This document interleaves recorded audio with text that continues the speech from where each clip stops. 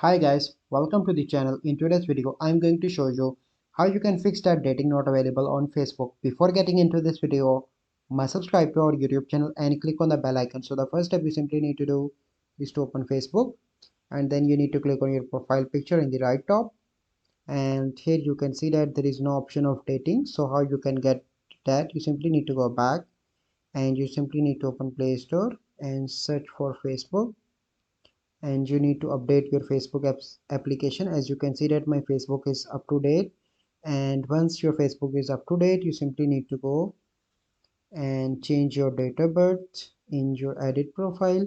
So you must be 18 plus, so you have this feature. So I am, as you can see that my date of birth is right. After that, the third step that you need to follow is to change your location. So for that you need to download any VPN. So here you can see Hotspot Shield. You can use any VPN to do that. So as you can see that, so this is a simple process.